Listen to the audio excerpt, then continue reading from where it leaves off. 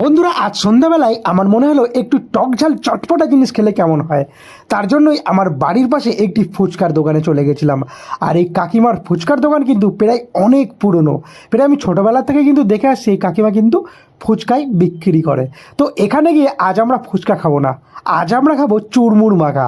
আর এই চুরমুর মাখা কিন্তু ঝাল ঝাল খেতে কিন্তু খুবই ভালো লাগে। আর এই চুরমুর বানানো হয় ফুচকা ভেঙে এবং আলু মাখা, তার সঙ্গে তোমরা যদি চাও পেঁয়াজ, অথবা কিন্তু এর মধ্যে দেওয়া হয় ছোলা মটর দিয়ে কিন্তু ভালোভাবে টেস্টি করে বানানো হয়। এই দেখতে পাচ্ছ আমার হাতে কিন্তু চুরমুর চলে এসেছে।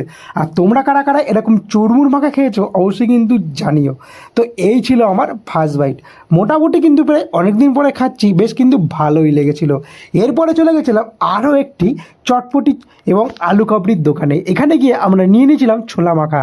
আর এই ছোলা মাখার সাথে সাথে দাদা কিন্তু অনেক কিছু মাখা বিক্রি করে, যার মধ্যে পেয়ারা ছিল, শাকালু ছিল, আরও কিন্তু অনেক কিছুই।